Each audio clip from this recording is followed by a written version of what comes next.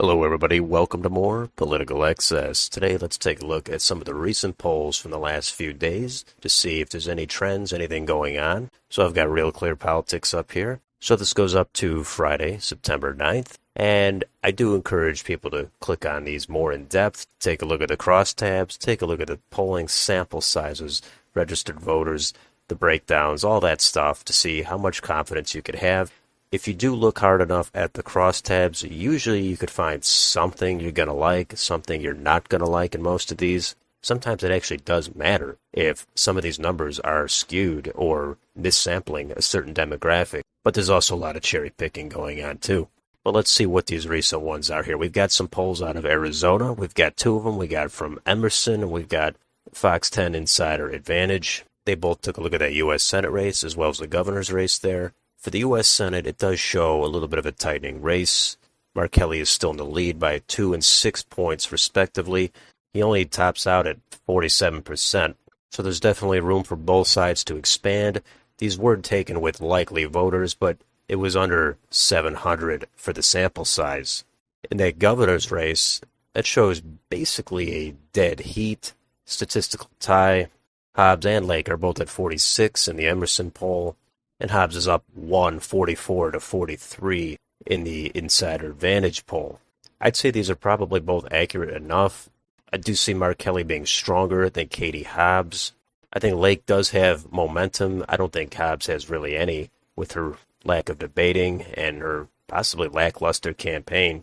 Mark Kelly, I do think he has an edge, but as these polls indicate, he's clearly not running away with it. There is room for Blake Masters to pull something out, but he's going to have to do a little bit better than he is right now. Now, these other polls here, there is one for governor of New York, shows Hochul up 50 to 35, 15-point spread. That was taken with 1,000 likely voters. I'm not sure what to make of this New York race. I would think before it was going to get under 10. This would be a year Republicans can get it down to maybe 6 to 8 points.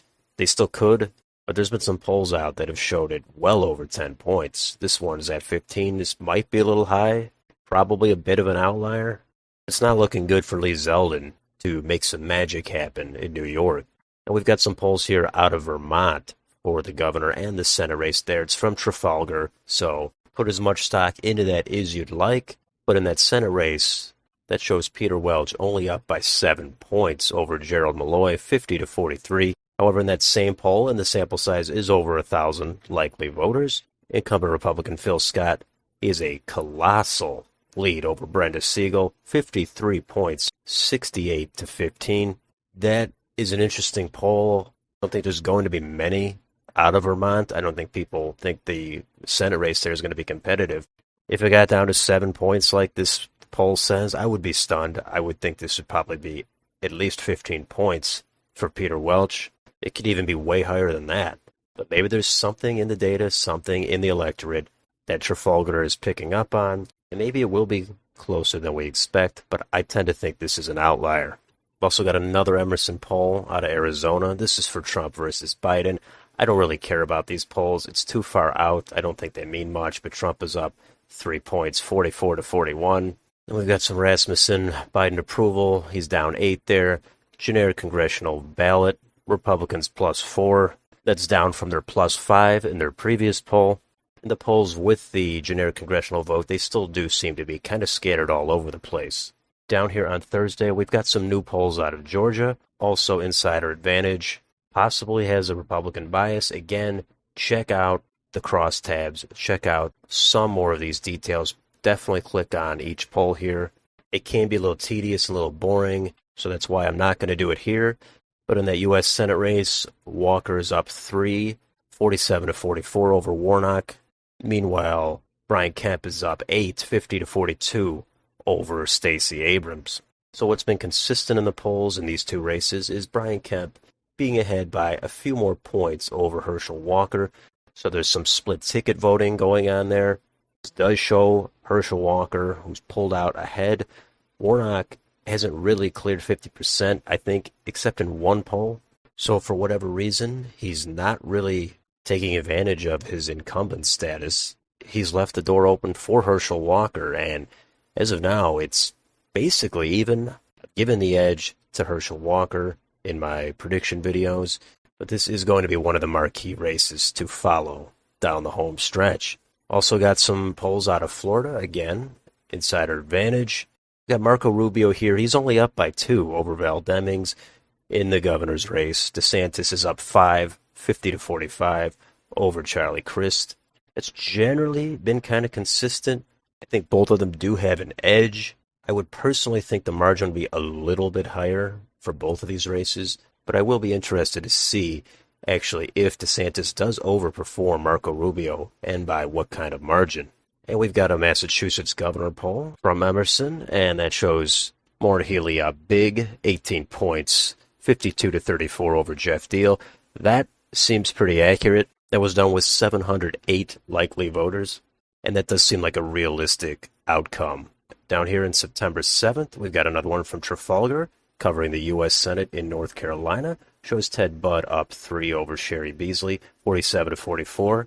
It's not a huge margin for Budd. I think that does give Beasley a little bit of hope. I still don't see her pulling it out. I think the worst case scenario is Ted Budd wins by like 1 point, but that's if everything collapses for him. I still think he should win by at least 3 to 4 points. And we've got more out of Florida here. It kind of shows the same thing. Rubio, he's up 3 and 2 points. DeSantis is up 4 and 3, consistent with the other polls, and it's basically more or less in line with the expectations. Here we've got a Washington U.S. Senate race from Public Policy Polling. That shows Murray only up 9 points, 48-39 over Tiffany Smiley. That was 620 registered voters. I suspect Murray will win comfortably.